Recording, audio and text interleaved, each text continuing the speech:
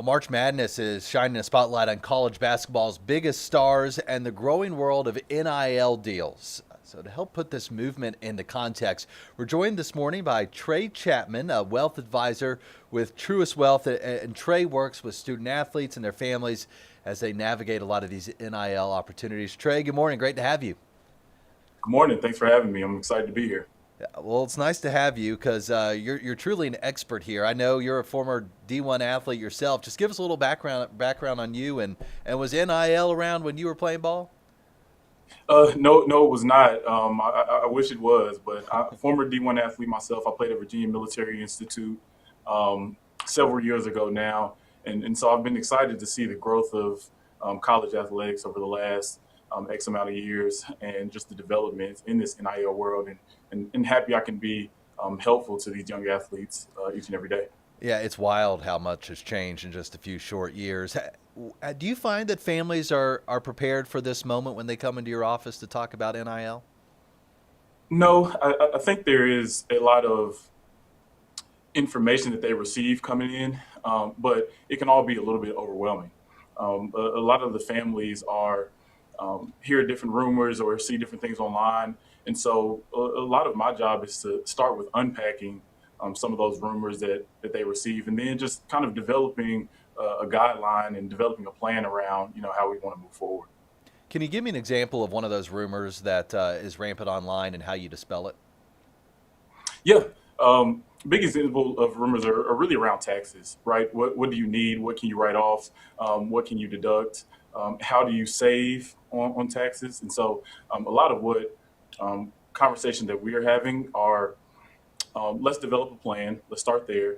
Let's talk about what that money means, understanding, hey, this is self-employed income. Taxes are not taken out when you receive the income. And this is shocking for a lot of student athletes and their families. I think we forget that this is a lot of athletes' first time receiving income, right? They probably weren't like a lot of high school students that had jobs in high school where they were receiving paychecks. This is a lot of this is very new for them and their families, and so because of it, it's a lot of just education that goes along each and every day. Yeah, I think back to my high school jobs when I was waiting tables at the seafood restaurant, making like 216 an hour. I'd walk away if I'm lucky with like $50 in tips each night. So I was able to make money mistakes with a small amount of money that I was earning. But now we're talking about high schoolers who are suddenly walking into tens of thousands, if not hundreds of thousands of dollars. Are you seeing they're making mistakes with their money? Definitely, and everyone does. Making mistakes is normal, and so I think it's just the opportunity to one learn from these mistakes early on. We oftentimes forget that maybe a year or two ago, these people were in high school, these young student athletes, and then quickly they get to a situation to where they may now be the breadwinner for their families. They may now be the key support systems for the people around them each and every day, and so because of it's a lot of pressure that comes with it as well. And so with pressure, mistakes often happen. It's just trying to limit those mistakes, trying to learn from them quickly and on the fly, and understanding that, hey, this is an opportunity to get practical education each and every day based on your situation. So, yes, mistakes are normal, but if we can limit them and grow from them, I think we can go a long way. So if everything's kind of based on their situation, I guess you would say it's really not a one size fits all approach here. Um, uh, why is that? And what do you recommend folks do when they find themselves in this situation? Yeah, not at all. Everybody's dynamic is different, right? Whether it's family dynamic, their relationship with money might be different. And so, because of it, there's definitely not a one size fit all, one size fits all resolution, right? Um, I think the key is understanding how to develop a process. Um, and that's where to start, kind of build those kind of day to day habits, day in and day out, around your finances. And then from there, just understanding your situation and being able to develop goals, right? Everyone is going to have different goals, whether it is supporting your family, whether it is saving money long term, or for later down the road. And so once we can establish those goals, we can develop a process and a plan around how to accomplish what we set out to do. And then we can, build around that and provide for whatever our situation is independently. What do you think is the smartest thing a young athlete can do with that very first NIL check they get? I think the very first thing they should do is put money to the side for taxes.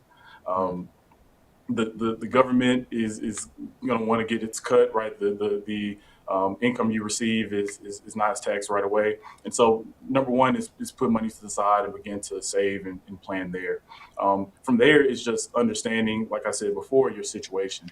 And depending on what your situation is, it might be help mom or dad out.